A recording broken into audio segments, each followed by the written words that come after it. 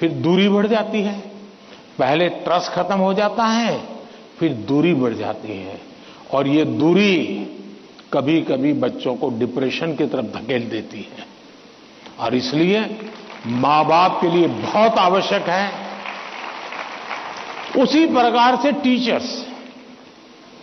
Teachers ने भी बच्चों के साथ इतना खुलापन रखना चाहिए, सहज रूप से अपनी बात कह सके।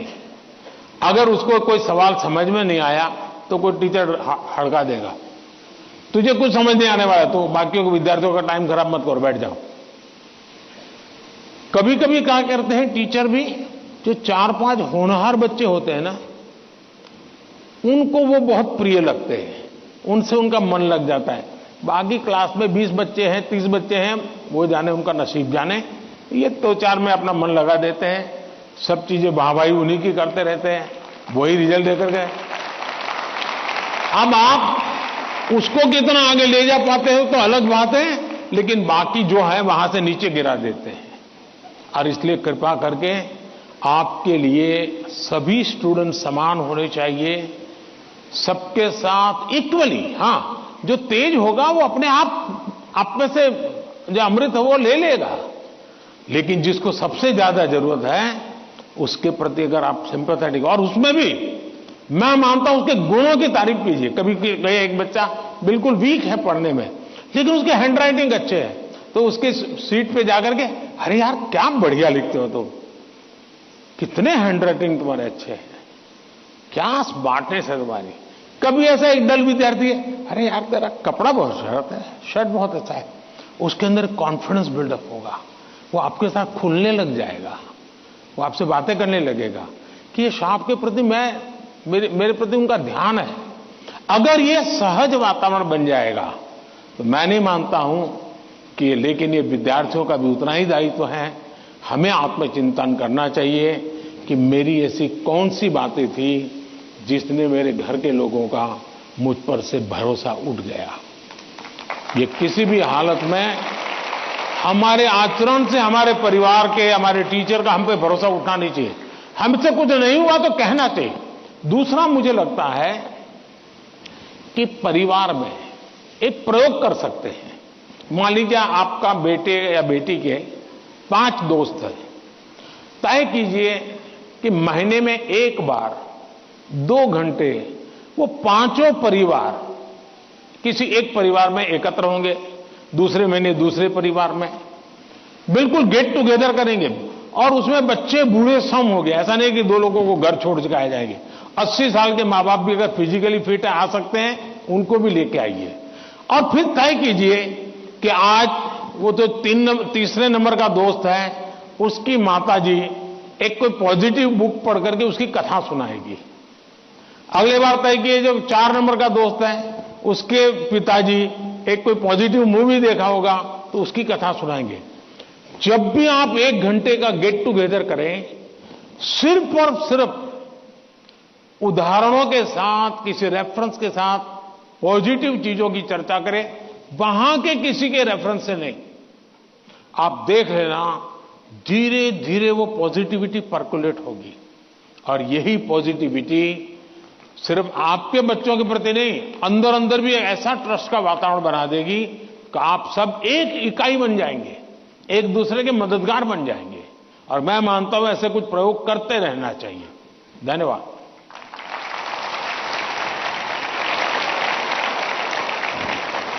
पीएम सर, परिवार में विश्वास महत्वपूर्ण है। आपका यह संदेश हमारे घरों में खुशियां लाएगा। धन्यवाद पीएम सर। छत्रपति शिवाजी महाराज और समाज सुधारक महात्मा ज्योतिबा फूले की जन्मस्थली महाराष्ट्र की पुण्य नगरी पुणे से एक अभिभावक श्री चंद्रेश जैन जी इस कार्यक्रम से ऑनलाइन जुड़ रहे हैं और प्रधानमंत्री जी आपसे प्रश्न पूछना चाहते हैं। चंद्रेश जी, कृपया अपना प्रश्न पूछिए। माननीय प्रधानमंत्री जी, आपको मेरा सादर प्रणाम। मेरा नाम चंद्रेश जैन है, मैं एक अभिभावक हूं। मेरा आपसे एक प्रश्न है, क्या आपको नहीं लगता है आजकल के बच्चों ने अपने दिमाग का इस्तेमाल करना बंद कर दिया है। वे तकनीक पे अधिक निर्भर रहने लगे हैं क्योंकि सब कुछ उंगलियों पे उपलब्ध है। कोई इस युवा पीढ़ी को कैसे जागरूक कर सकता है कि वे प्रौद्योगिकी के स्वामी बनने चाहिए, उसका गुलाम नहीं। कृपया मार्गदर्शन कीजिए। धन्यवाद। थैंक यू चंद्रेश जी। आदिवासी जनजाति के लोक नायक, स्वतंत्रता सेनानी बिरसा मुंडा की जन्मभूमि झारखंड के रामगढ़ जिले से एक अभिभावक श्रीमती पूजा श्रीवास्तव जी ऑनलाइन माध्यम से इस कार्यक्रम से जुड़ी हुई है और प्रधानमंत्री जी आपसे प्रश्न पूछकर अपनी शंका का समाधान चाहती है। Pooja, please ask your question. Namaskar, Honorable Prime Minister Sir. My name is Kumari Pooja Srivastav. I am a parent of Priyanshi Srivastav studying in Sri Guru Nanak Public School, Ramgarh, Jharkhand. Sir, I want to ask that how I can manage my daughter's studies with using social media platform like Instagram, Snapchat, Twitter. Please guide me on this. Thank you, sir. Thank you ma'am. Himachal Pradesh Shivalik पहाड़ियों की तलहटी में स्थित हमीरपुर जिले के TRDAV school Kangu के एक छात्र अभिनव राणा ऑनलाइन माध्यम से जुड़ रहे हैं और प्रधानमंत्री जी आपसे एक प्रश्न पूछना चाहते हैं। अभिनव, कृपया अपना प्रश्न पूछिए। Honorable Prime Minister Sir, Namaskar. My name is Abhinav Rana. I am a student of TRDAV Public Senior Secondary School, Kangu District, Hamirpur, Himachal Pradesh.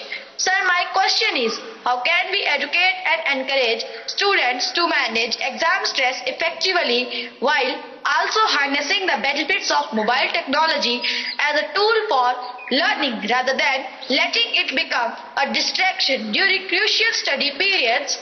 Thank you, sir. Thank you अभिनव।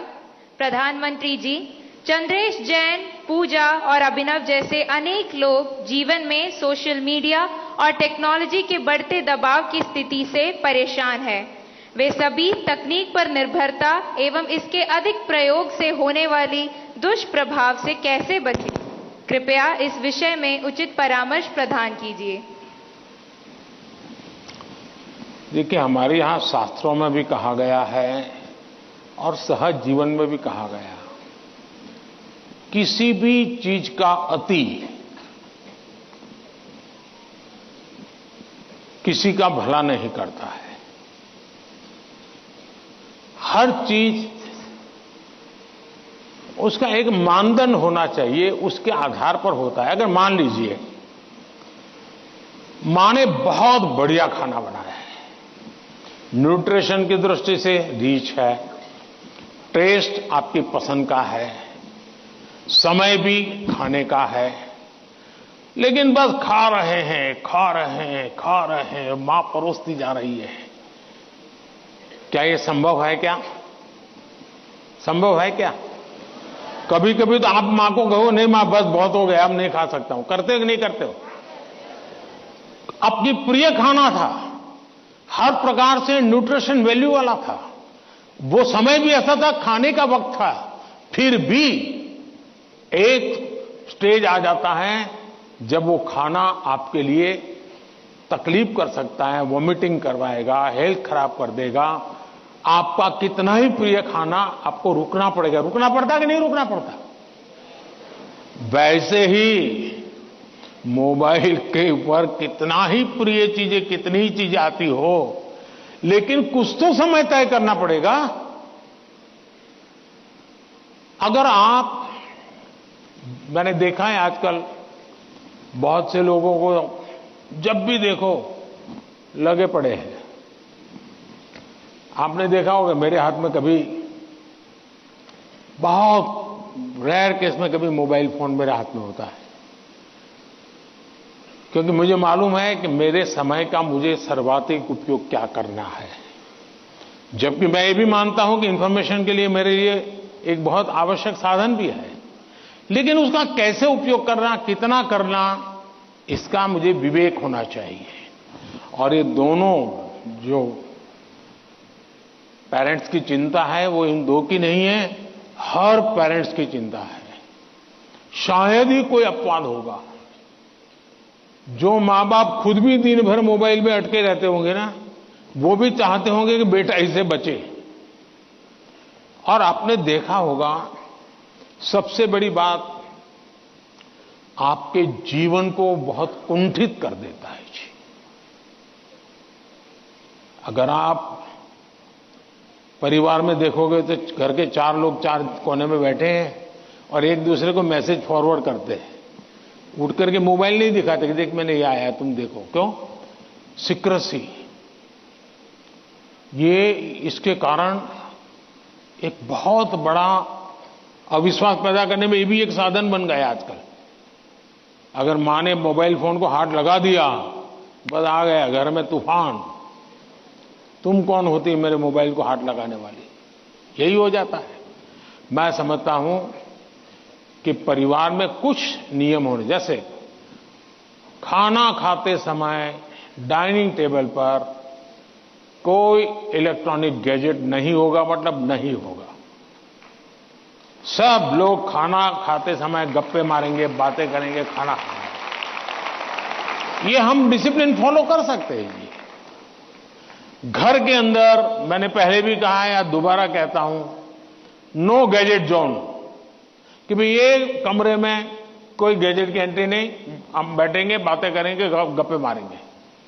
परिवार के अंदर वो ऊष्मा का वातावरण उसके लिए जरूरी है। तीसरा, हम हमारे खुद के लिए भी अब टेक्नोलॉजी से हम बच नहीं सकते हैं। टेक्नोलॉजी को बोझ नहीं मानना चाहिए, टेक्नोलॉजी से दूर भागना नहीं चाहिए, लेकिन उसका सही उपयोग सीखना उतना ही अनिवार्य है। अगर आप टेक्नोलॉजी से परिचित हैं, आपके माता पिता को पूरा नॉलेज नहीं है, सबसे पहला आपका काम है आज मोबाइल पर क्या क्या अवेलेबल है उनसे चर्चा कीजिए, उनको एजुकेट कीजिए और उनको विश्वास में लीजिए कि देखिए मैथ्स में मुझे ये चीजें यहां मिलती हैं, केमिस्ट्री में मुझे ये मिलती हैं, हिस्ट्री में ये मिलती हैं, और मैं इसको देखता हूं, आप भी देखिए। तो वो भी थोड़ी रुचि लेंगे। वरना क्या होगा, हर बार उनको लगता होगा कि मोबाइल मतलब ये दोस्तों के साथ चिपका हुआ है, मोबाइल मतलब रील देख रहा है। अगर उसको पता चले कि भाई इसमें ये पार्ट है, इसका मतलब ये नहीं कि माँ बाप को मूर्ख बनाने के लिए बढ़िया चीज दिखा दे और फिर दूसरा करे। ऐसा नहीं हो सकता है। हमने पूरे परिवार में पता होना चाहिए क्या चल रहा है। हमारे मोबाइल फोन का लॉक करने का जो नंबर होता है, वो परिवार के सबको अगर पता हो तो क्या नुकसान होगा। परिवार के हर सदस्य को हर एक मोबाइल का अगर इतनी ट्रांसपेरेंसी आ जाए, आप काफी बुराइयों से बच जाएंगे, काफी बुराइयों से बच जाएंगे। कि भाई हर किसी को हर एक भले मोबाइल अलग होगा, लेकिन उसका जो कोड वर्ड है उसको मालूम है, तो ये भला हो जाएगा। दूसरा, आप भी अपना स्क्रीन टाइम को मॉनिटर करने वाले जो एप्स होते हैं उसको डाउनलोड करके रखिए। वो बताएगा कि भाई आपका स्क्रीन टाइम आज इतना हो गया, आपने यहां इतना टाइम गंवाया है, आपने इतना टाइम, वो आप स्क्रीन पर ही आपको मैसेज देता है, वो आपको अलर्ट देता है। जितने ज्यादा ऐसे अलर्ट के टूल्स हैं, हमने अपने गैजेट्स के साथ जोड़ के रखना चाहिए, ताकि हमें भी पता चले, हाँ यार ज्यादा हो गया, अब मुझे रुकना चाहिए। कम से कम वो हमें अलर्ट करता है। एट द सेम टाइम उसकी पॉजिटिव उपयोग कैसे कर सकते हैं। अगर मान लीजिए मैं कुछ लिख रहा हूं, लेकिन मुझे एक अच्छा शब्द मिल नहीं रहा है, तो मैं डिक्शनरी की मुझे जरूरत है, मैं डिजिटल व्यवस्था का उपयोग करके उसका लाभ ले सकता हूं। मान लीजिए कि मैं कर रहा हूं और मुझे कोई अरिथमेटिक का सूत्र ध्यान नहीं आता है, चलिए मैंने डिजिटल चीज का सपोर्ट सिस्टम ले लिया, पूछ लिया उसको, क्या हुआ, फायदा होगा। लेकिन अगर मैं जानता ही नहीं हूं कि मेरे मोबाइल में क्या ताकत है, तो मैं क्या उपयोग करूंगा। और इसलिए मुझे तो लगता है कि कभी कभी क्लासरूम में भी मोबाइल के पॉजिटिव पहलू क्या क्या है, पॉजिटिवली उपयोग आने वाली कौन सी चीजें हैं, कभी 10-15 मिनट क्लासरूम में चर्चा करनी चाहिए। कोई स्टूडेंट अपने अनुभव बताएगा कि मैंने उस वेबसाइट को देखा, हमारे स्टूडेंट्स के लिए अच्छी वेबसाइट है। मैंने उस वेबसाइट को देखा, फलाने सब्जेक्ट के लिए वहां अच्छी लर्निंग मिलती है, अच्छे लेसन्स मिलते हैं। मान लीजिए टूर जा रही है कहीं पर, टूर प्रोग्राम हमारे पास है और बच्चे जा रहे हैं कि चलो भाई हम जैसलमेर जा रहे हैं।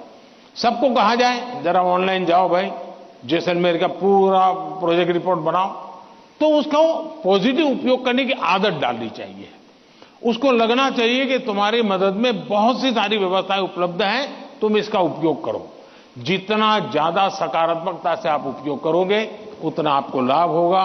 और मेरा आग्रह रहेगा कि हमने उससे दूर भी नहीं भागना है, लेकिन हमने हर चीज का विवेक से और पूरे परिवार में ट्रांसपेरेंसी से, जितनी ज्यादा ट्रांसपेरेंसी आएगी, ऐसे छुप छुप करके देखना पड़ेगा मतलब कुछ गड़बड़ है। जितनी ट्रांसपेरेंसी आएगी उतना लाभ ज्यादा होगा। बहुत बहुत धन्यवाद।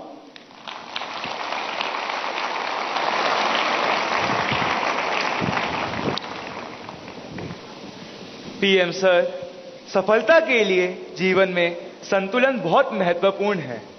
यह मंत्र हमें सही राह पर अग्रसर करेगा। धन्यवाद।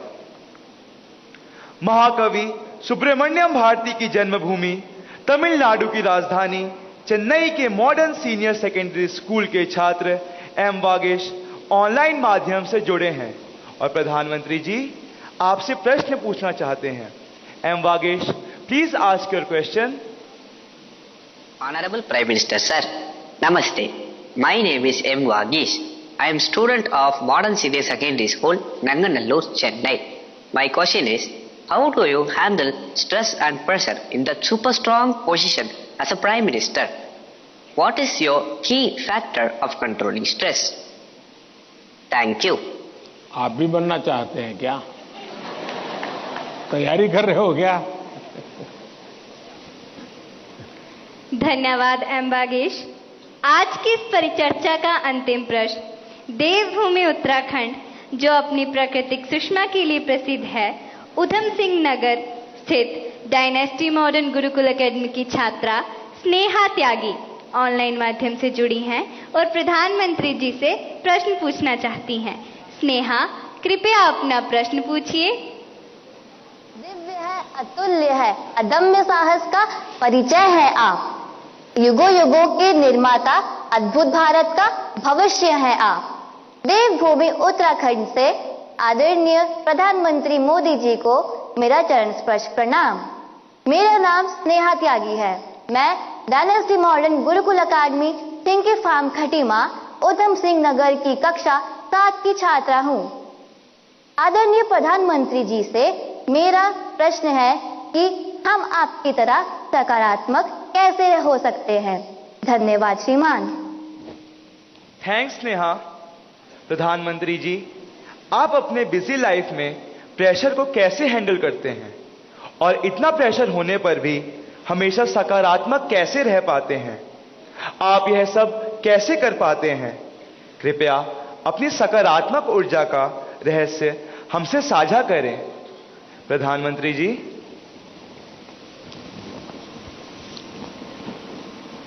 इसके कई जवाब हो सकते हैं। एक तो मुझे अच्छा लगा कि आपको पता है कि प्रधानमंत्री को कितना प्रेशर झेलना पड़ता है।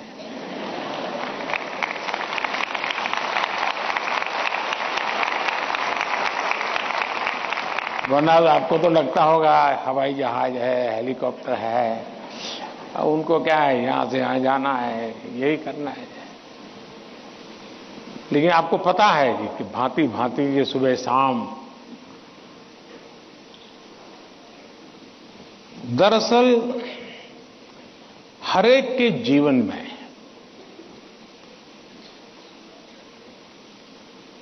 अपनी स्थिति से अतिरिक्त ऐसी बहुत सी चीजें होती हैं जिसको उसे मैनेज करना पड़ता है। जो उसने सोचा नहीं वैसी चीजें व्यक्तिगत जीवन में भी आ जाती है, परिवार जीवन में आ जाती है, और फिर उसे भी संभालना पड़ता है। अब एक नेचर ऐसा होता है कि भाई बहुत बड़ी आंधी आई है, चलो कुछ पल बैठ जाए, निकल जाने दो। कुछ संकट आया है, नीची मुंडी करो यार, समय जाएगा। शायद ऐसे लोग जीवन में कुछ अचीव नहीं कर सकते। मेरी प्रकृति है और जो मुझे काफी उपकारक लगी है, मैं हर चुनौती को चुनौती देता हूं।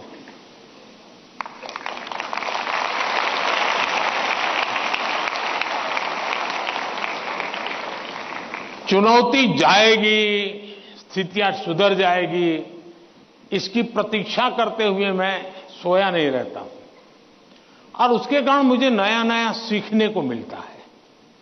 हर परिस्थिति को हैंडल करने का नया तरीका, नए प्रयोग, नई स्ट्रेटजी, ये इवॉल्व करने का सहज मेरी विधा, मेरा अपना विकास होता जाता है। दूसरा, मेरे भीतर एक बहुत बड़ा कॉन्फिडेंस है। मैं हमेशा मानता हूं कि कुछ भी है, 140 करोड़ देशवासी मेरे साथ हैं।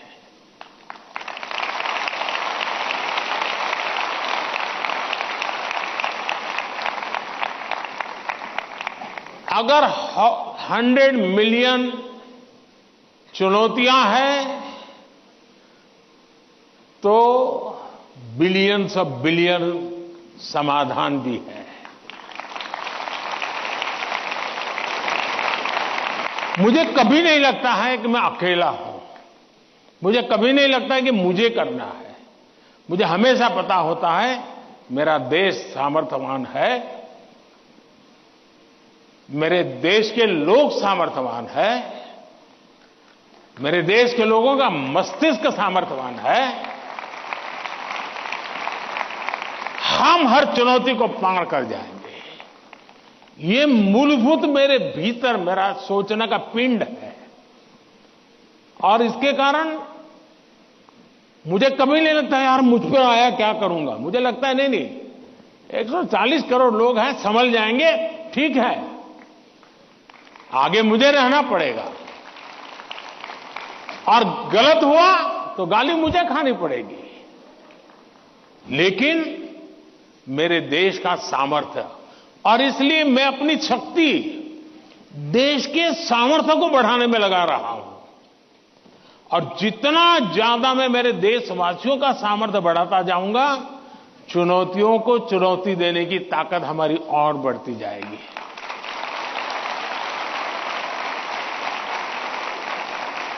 अब हिंदुस्तान की हर सरकार को गरीबी के संकट से जूझना पड़ा है।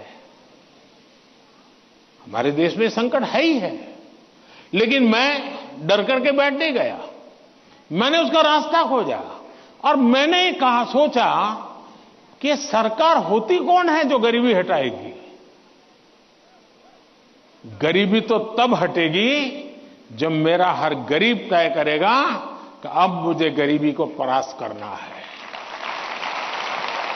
अब वो सपने ही देखेगा तो होगा कि नहीं होगा। तो मेरी जिम्मेवारी बनती है कि मैं उसके सपने को पूरा करने के लिए सामर्थ्यवान बनाऊं, उसको पक्का घर दे दूं, उसको टॉयलेट दे दूं, उसको शिक्षा की व्यवस्था दे दूं, उसको आयुष्मान योजना का लाभ दे दूं, उसके घर से नल पहुंचा दूं।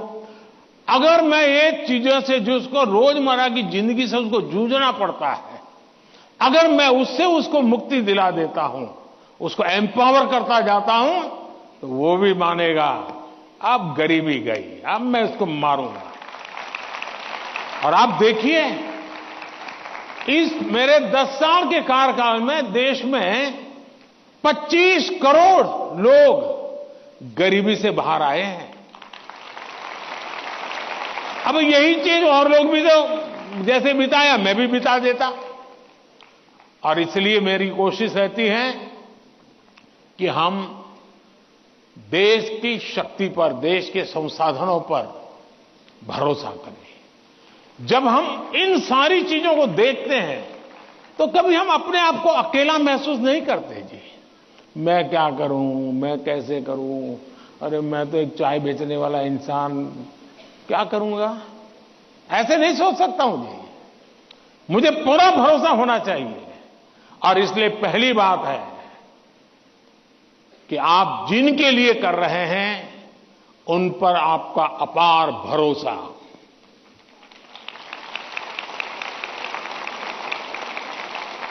दूसरा, आपके पास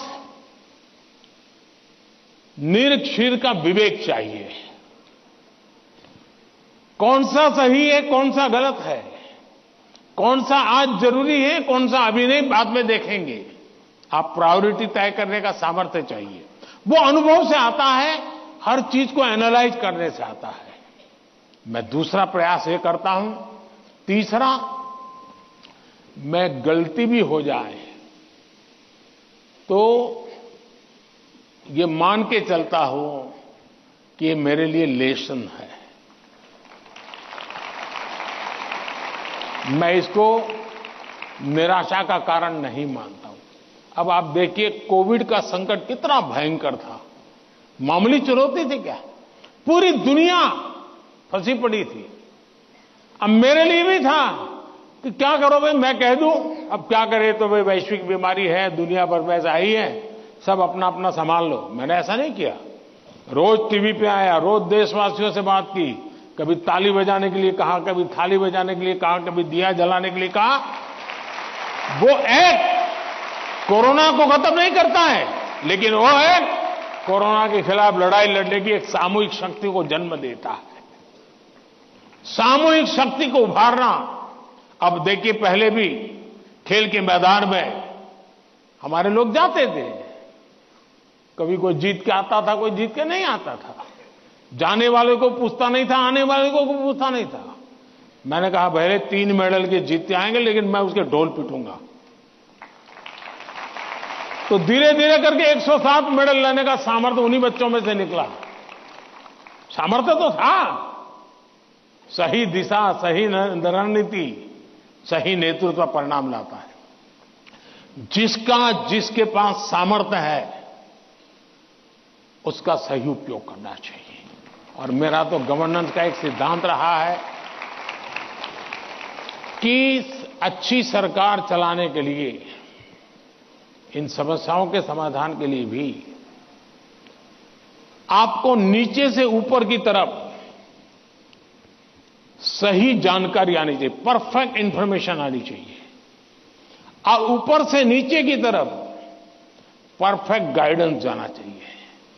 अगर ये 2 वे चैनल परफेक्ट रही, उसका कम्युनिकेशन, उसकी व्यवस्थाएं, उसके प्रोटोकॉल उसको ठीक से किया, तो आप चीजों को संभाल सकते हैं। कोरोना एक बहुत बड़ा उदाहरण है। और इसलिए मैं मानता हूं कि हम निराश होने का कोई कारण ही नहीं होता है जीवन में। और अगर एक बार मन में तय कर लिया कि निराश होना ही नहीं है, तो फिर सिवाय पॉजिटिविटी कुछ आता ही नहीं है। और मेरे यहां निराशा के सारे दरवाजे बंद हैं। कोई कोना भी, एक छोटी खिड़की भी मैंने खुली नहीं रखी है कि निराशा वहां से घुस जाए। और आपने कभी देखा होगा, मैं रोता बैठता नहीं हूं जी। पता नहीं क्या होगा, वो हमारे साथ आएगा कि नहीं आएगा, वो हमसे भिड़ जाएगा क्या। अरे होता रहता है जी। हम किस चीज के लिए हैं? और इसलिए मैं मानता हूं कि जीवन में आत्मविश्वास से भरे हुए और अपने लक्ष्य के विषय में। और दूसरी बात है, जब कोई निजी स्वार्थ नहीं होता है, खुद के लिए कुछ करना तय होता है, तो निर्णयों में कभी भी दुविधा पैदा नहीं होती है। और वो एक बहुत बड़ी अमानत मेरे पास है। मेरा क्या, मुझे क्या, इससे मेरा कोई लेना देना नहीं है। सिर्फ और सिर्फ देश के लिए करना और आपके लिए करना, ताकि आपके माता पिता को जिन मुसीबतों से गुजरना पड़ा, मैं नहीं चाहता हूं कि उन मुसीबतों से आपको गुजरना पड़े।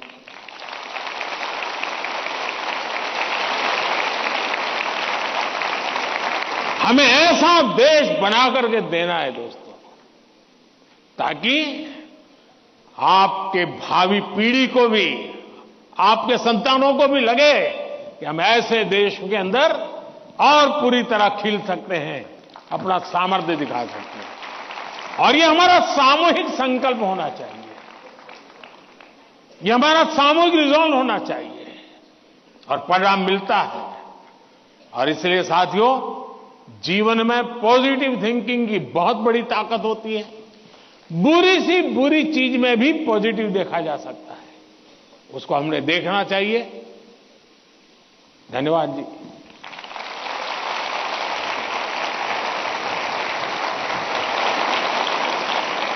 पीएम सर, आपने अत्यंत सरलता और सरसता से हमारे सभी प्रश्नों का समाधान कर दिया। हम, हमारे अभिभावक और शिक्षक सदा आपके कृतज्ञ रहेंगे। हम सदा एग्जाम वॉरियर रहेंगे, वरियर नहीं। धन्यवाद माननीय प्रधानमंत्री जी। हो गए सारे सवाल? कुछ परिंदे उड़ रहे हैं आंधियों के सामने, कुछ परिंदे उड़ रहे हैं आंधियों के सामने, उनमें ताकत है सही और हौसला होगा जरूर। इस तरह नित बढ़ते रहे तो देखना तुम एक दिन, तय समंदर तक कम फासला होगा जरूर, तय समंदर तक कम फासला होगा जरूर। आप लोगों ने देखा होगा कि ये बच्चे भी जिस प्रकार से एंकरिंग कर रहे हैं, आप भी अपनी स्कूल कॉलेज में सब कर सकते हैं, तो उनसे जरूर सीखिएगा।